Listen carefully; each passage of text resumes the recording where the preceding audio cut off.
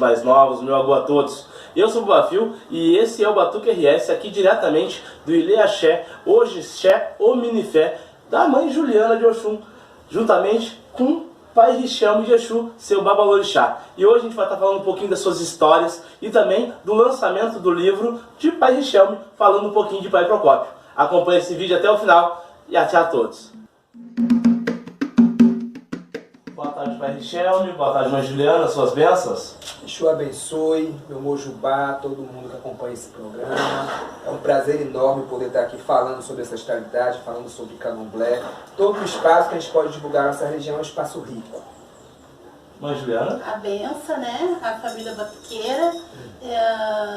A benção meus mais velhos, aos meus mais novos. E que a gente possa trocar uma boa ideia aqui hoje.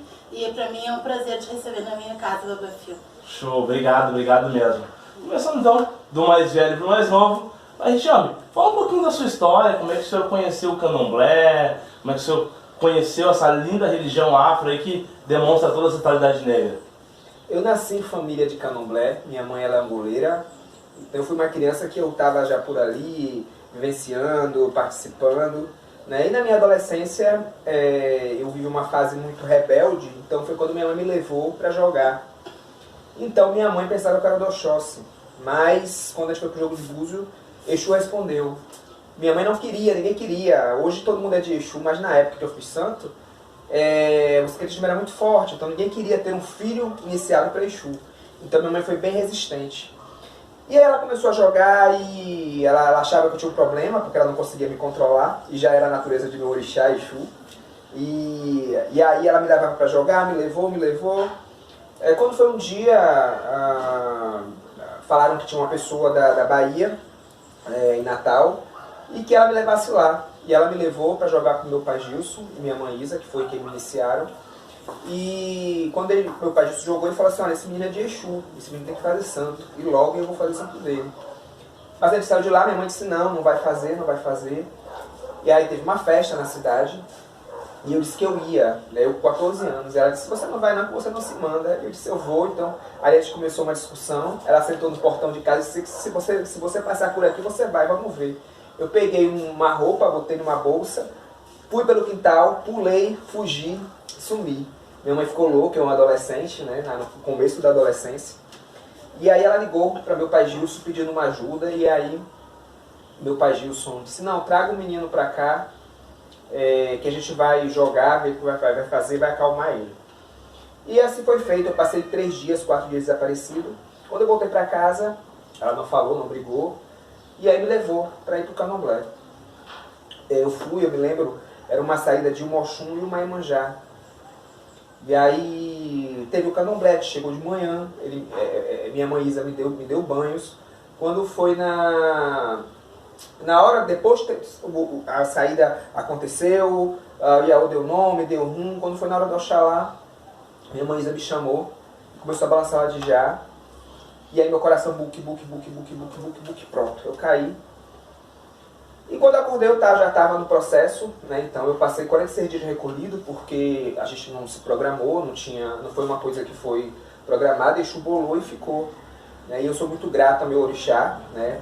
Aí vão 24 anos de axé eu faço. E foi uma história em que Exu me deu coisas boas, Exu me deu uma família, Exu me levou para o mundo. Então hoje eu posso dizer que eu conheço quase o Brasil todo, que eu conheço fora do Brasil, devido ao candomblé, devido à minha ancestralidade, devido a eu falar, a eu pesquisar. E para mim foi uma vivência, foi um caminho que só me trouxe felicidade. Show de bola, Pai Rixelme. Aqui no Sul, como o candomblé é um pouco menor em proporção, a gente desconhece alguns quesitos. Então, o senhor poderia me explicar por que há essa dificuldade, ou havia, da iniciação de pessoas para Exu? Então, Exu, o candomblé ele sobrevive por causa do sincretismo, né? Então, quando os negros chegaram aqui, eles associavam um santo a um santo católico. Então, você tinha Yansan, que era uma orixá guerreira que trazia uma adaga, então você tinha Santa Bárbara. E aí você tinha Oxalá, que era o pai de todos. A Exu ele é orixá que ele rege a sexualidade. Então você imagina aquele povo europeu que estava saindo da Idade Média, conquistando novos espaços, novos mercados, chegava na África e quando entrava na cidade tinha uma imagem fálica, aquele falo, aquilo era o pecado, aquilo era o diabo, aquilo era o demônio. E isso foi trazido para cá, né, da África por esse eurocentrismo. Então eles pegam e trazem essa imagem negativa de Exu. Quando chega aqui, o que acontece? Aqueles negros que cultuavam Exu, eles tinham uma arma, também era uma arma de resistência. Então se eu sou amigo do diabo, então eu posso assustar o senhor de engenho, eu posso assustar o escravocrata. Então aí, existe todo o processo, né, de associação de Exu ao diabo, que fez com que o culto a Exu não morresse, porque é impossível fazer candomblé, é impossível fazer qualquer tipo de culto sem Exu. Então não morreu, mas as pessoas elas não queriam iniciar pessoas para Exu. E aí, dentro desse processo, o candomblé ele vai se adequando à realidade, tem o processo de pós-escravidão, posteriormente a isso o processo de pesquisa, né, o que essa diáspora, o que esse povo africano, o que esse povo que tem essa religiosidade está fazendo. Então há uma busca pela África. Aí Exu começa a ser desmistificado, Exu deixa de ser o demônio, Exu passa a ser o mensageiro, Exu passa a ser o orixá da comunicação, Exu passa a ser a sexualidade. Então Exu vai mudando essa visão. E a gente está colhendo frutos ainda desse processo de africanização. Então Exu ele deixa de ser o demônio e volta a ser o orixá, que é o orixá que abre, é o orixá que é o orixá da comunicação, o orixá que é necessário, é um orixá que ele é global. Todo culto, independente de qual seja, culto afro, ele precisa de Exu, para que Exu ele possa fazer a comunicação, ele possa fazer o movimento. Então isso vem mudando, né? Então, como a gente já diz no dito interno religioso, sem Exu não se faz nada, né? Justamente. Então a gente vai transformando isso, né? Hoje é comum a iniciação de Exu novamente, né? Então o Brasil ele está crescendo no contexto de entendimento, de conhecimento, e Exu ele volta a ser. Então é um processo aí. Hoje a gente tem nas casas tradicionais, ou a gente tem Exu feito, ou a gente tem Exu que é neto e que volta à casa tradicional e precisa ser respeitado. E Juliana, e para a senhora, o que representa a religiosidade na sua vida, a religiosidade afro, algo que remonta à nossa ancestralidade? O que é o candomblé na sua vida? Bom, o candomblé na minha vida é o meu caminho, né? Eu venho de uma família de axé, por parte de pai. A minha tia-avó era feita no Santo Elorixá, no Rio de Janeiro. E eu fui entregue ao Orixá com 2 anos de idade. Fui entregue a Oxum e ao Molu, né? Por questões de saúde, que eu sempre tive bronquite, asma, as coisas. Antigamente era normal entregar o bebê, né? Ainda mais em família, para o Orixá cuidar. E desde lá eu venho nesse caminho com a Oxum, né? Venho trilhando o rio dela, né? As águas dela. E eu só tenho a agradecer, eu sou abençoada por poder cultuar a minha ancestralidade como uma mulher negra, né? E pra mim é mais do que mágico ter orixá, né? E sou muito agradecida, tenho meus orixás aqui, né? E toco meu candomblé, e dentro do Rio Grande do Sul, né? Que eu sei que aqui a nossa força maior aqui é o batuque, né? Conheço, vou, participo, acho bonito, né? Acho que a gente tem que se unir, né? Que aqui no Sul a gente fala muito nisso, né? Que a gente somos poucos aqui no Sul. E temos o candomblé, né? Assim, o Queto, Angola. A gente é uma família pequena, né? Porque aqui o que mais a gente tem são as casas de batuque, né? Então, eu acho, quando tu falou pra gente que queria vir aqui, né? Conhecer meu pai e fazer essa entrevista, esse primeiro contato, eu achei maravilhoso. Porque eu acho que é assim mesmo, acho que tem que ser assim. Eu sou uma pessoa que eu não sou muito de... Nem eu tava falando pra ti, tu tava até nervosa, né? Porque eu não sou, né? Eu sou muito... Todo mundo me conhece, mas naquele meu jeitinho, né? Mas eu achei importante, eu acho importante isso. A gente ter esse contato, ele né? Ele remonta bem a questão da união, né? Afinal, nós somos religiões co-irmãos, somos irmãos de axé, né? Em nome do orixá, né? Sim, somos todos irmãos. Exatamente. Na lei dos orixás, somos todos irmãos. Já que a gente tá falando de união, né? Vamos falar de uma coisa que vem pegando a nossa religião, a nossa sociedade como um todo, nos últimos anos, que é a questão do preconceito. Tanto quando vocês iniciaram uma religião, hoje em dia, e perante a sociedade em geral. O que o senhor pode me dizer em relação a essa questão, Padre Richão? Primeiro, a gente está vivendo um momento político muito delicado. Então, se a gente tem um líder, que esse líder ele tem um discurso racista, preconceituoso, ele legitima todo um processo de violência, todo um processo de perseguição. Então, a gente vive um momento que é muito delicado. A nossa convivência, talvez com outras religiões, principalmente com as religiões cristãs, ela tem um viés histórico, né, que sempre foi de perseguição. Hoje, a gente passa por momentos de violência, né? Então hoje você tem a marginalidade aí, se unindo a um discurso fanático religioso. Então a gente tem os marginais invadindo os terreiros no Rio de Janeiro. A nossa casa lá em Salvador, ela foi vítima também dessa violência, desses marginais que se dizem cristãos. E é tudo muito triste, porque quando você é uma pessoa que você tem religiosidade, você está bem com você mesmo, você está bem com o universo, você está bem com essa energia. Então, Jesus Cristo, por exemplo, que era um ser que era iluminado e que é iluminado, né? E ele pregava o amor, então ele nunca ia perseguir ninguém, ele nunca ia maltratar, ele nunca ia xingar. Então, que povo é esse que usa o nome de Jesus, né? Usa a Bíblia para poder atacar? Então a gente está no momento de se posicionar. Eu acho que esse momento político ele deixou o povo de santo mais ligado. A gente está na rede, hoje a gente tem uma grande rede na internet, através do Instagram, do Facebook. Então tudo que acontece numa casa de santo hoje, ela ganha uma proporção muito grande, aquilo que é de ataque, aquilo que é negativo, e a gente pode se mobilizar, a gente pode estar mandando apoio, a gente pode estar se reunindo, a gente pode estar indo para o Ministério Público.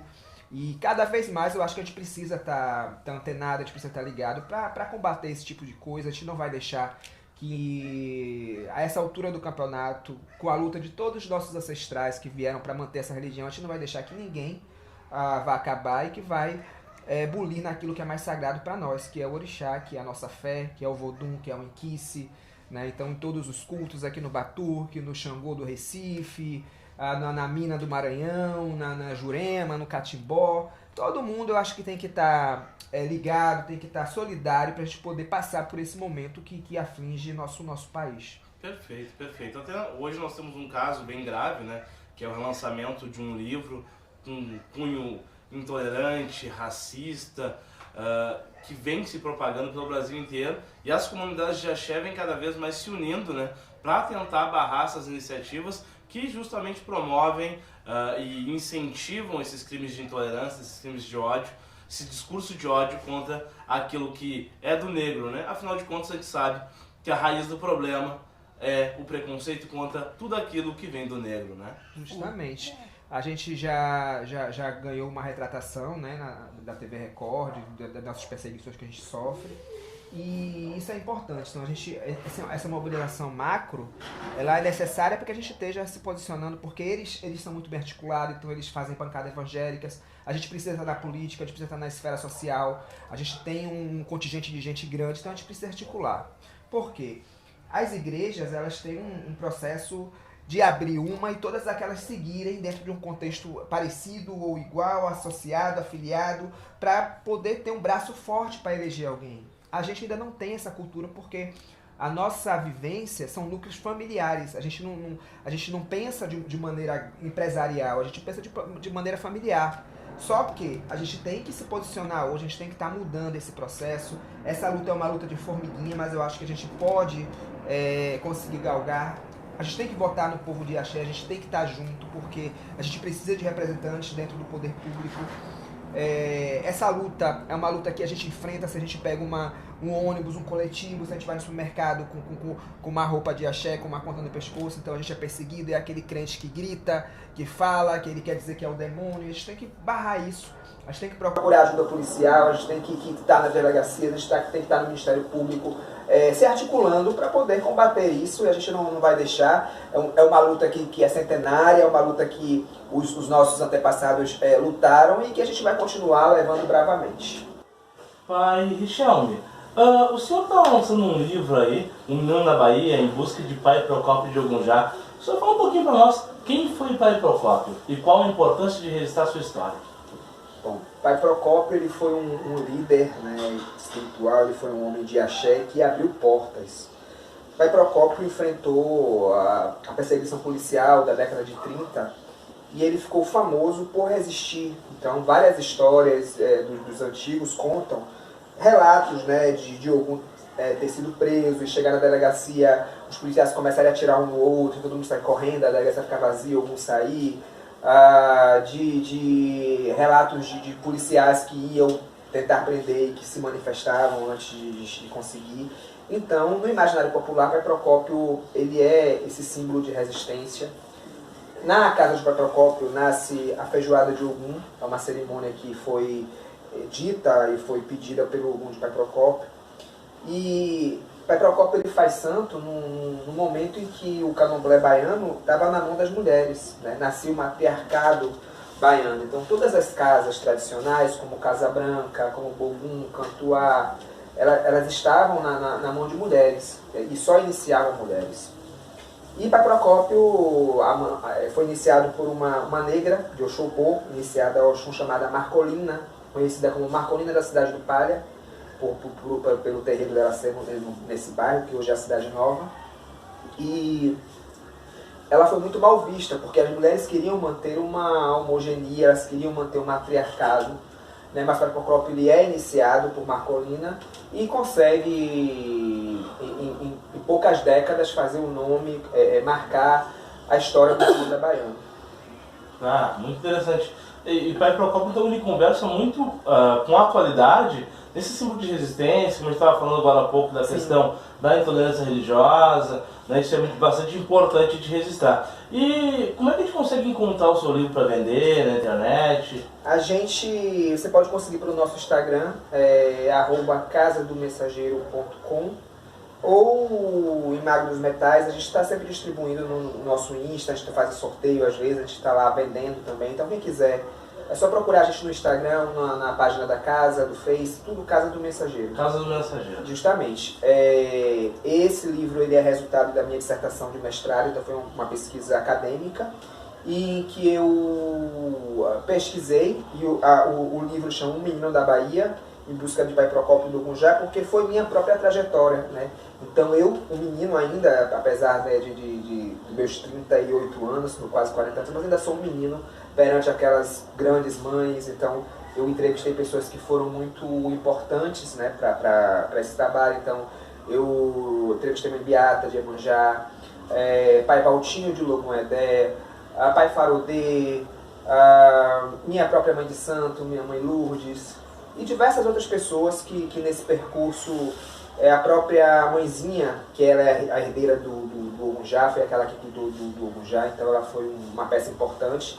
Nesse processo meu de pesquisa, ela tinha sido suspensa na década de 50 pelo Ogum de Pai Procópio Paeked, mas nunca se confirmou.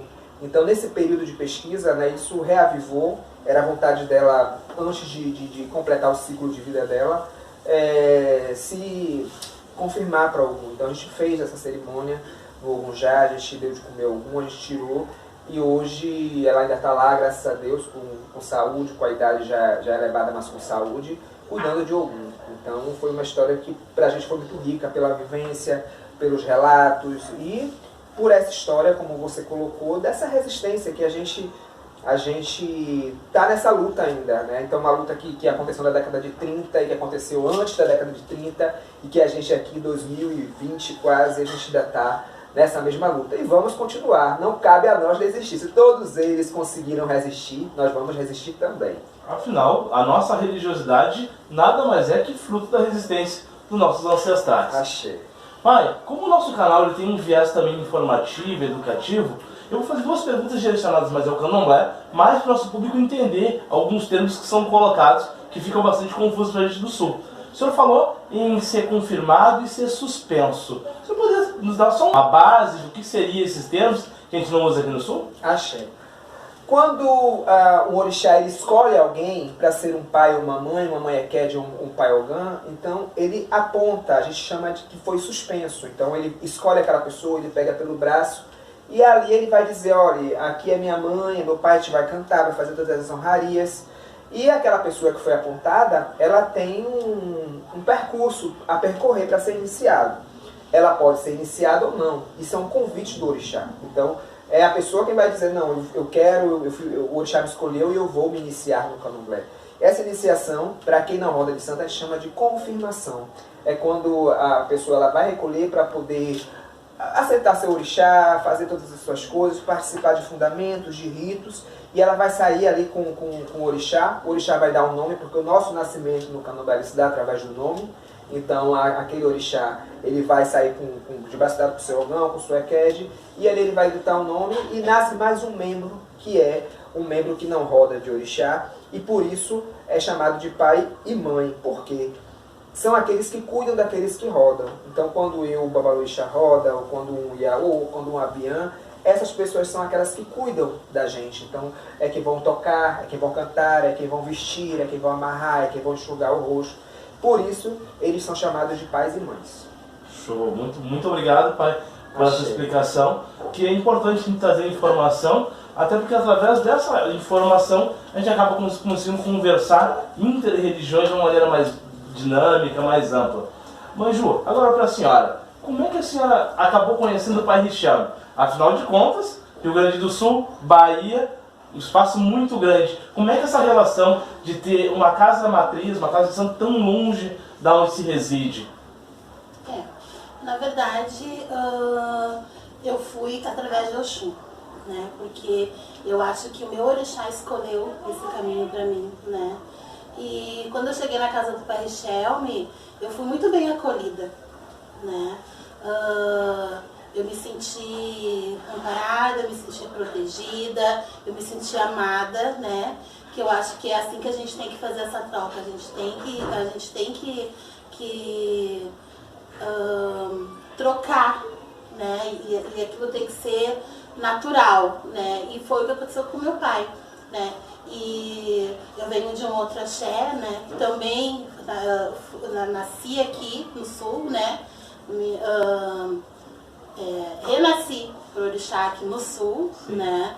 E todo mundo sabe, né? Eu venho da casa do pai Paulinho, né? Então, nesse tempo todo de caminhada, eu encontrei, conheci, Oxum me mostrou, Oxum me levou, né? E o pai Richelme, ele tem todo um amor por Oxum, né? Então, eu acho que Oxum, quando eu vou na casa do mensageiro, e eu chego lá, a primeira coisa de manhã que meu pai faz é ir no rio, né? Então, ele não dá nem bom dia, ele vai direto no rio de Oxum, né? Então, ele é muito conectado com Oxum, né? Então, eu acho que eu ouvi o canto dele daqui, né? Então, eu acho a gente é longe, mas ao mesmo tempo a gente é muito perto, mas né? Exu é caminho, né? Eu e Oxum, não existe estrada longa para Exu. Então, é isso, sou muito feliz, sou grata, sou abençoada pela minha caminhada. Acho que candomblé é destino, né? A gente não escolhe, eu digo que a gente não tem poder nenhum, o poder está na ancestralidade, o poder está naquilo que a gente aprende. Então, esses encontros de vida, esses encontros de troca, esses encontros de axé, eles são predestinados pelo orixá, eles são predestinados pelo caminho de Ifá, e a gente apenas segue o caminho. Eu acho que o que é importante é você vivenciar, é você aprender. Candomblé é uma tradição, então a gente não inventa, a gente não cria, candomblé a gente aprende, e aquilo que a gente não sabe a gente pergunta aos mais velhos, pergunta às pessoas que podem de alguma forma agregar. E sempre dá certo, deu certo até hoje e vai continuar dando, porque o orixá é vivo. Paixão, então vamos para as suas considerações finais. Qual o recado que o senhor gostaria de deixar aqui, essa mensagem, tanto da questão da luta de Pai Procópio, pessoal aqui do nosso canal? Bem, eu sou suspeito de falar de Porto Alegre, do Rio Grande do Sul, né? Eu sou muito visualmente, eu acho que não sei se porque eu sou um homem de Exu, então para mim os lugares novos são sempre muito interessantes.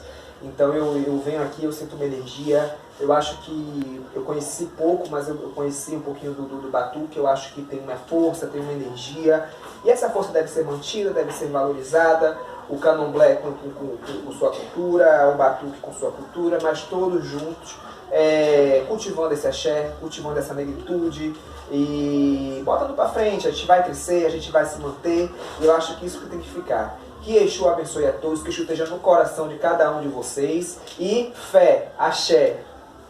Mas, Juliana, recadinho final para os nossos telespectadores do nosso canal. Eu quero deixar um axé de Oxum, né? Quero dizer que a gente tem que conectar, né? Eu acho que a gente tem que estar ligado todo mundo.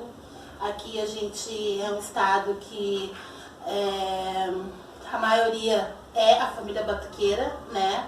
Então eu acho que a gente, batuque, candomblé, a gente tem que se unir de verdade, uma união verdadeira, um respeitando o outro, tanto os batuqueiros com o candomblé e o candomblé com os batuqueiros, né? Cada um na sua origem, né? Mas todo mundo ligado, e para a gente poder alcançar os outros estados e mostrar quem somos, né? Tanto a gente de candomblé quanto vocês do batuque, mostrar a nossa verdade. Eu acho que é por aí, né? E deixar um axé, e espero participar mais vezes do Batuque RS. E Oxum é a mãe da sociedade, viu, meu povo? Omi Moreuá, Omi Moreuá, sou louco, louco, milodô, como um adero. Tami um ade, toriroko, iroko, iabala oré, iabala oré. Que Oxum abençoe a todos. Axé.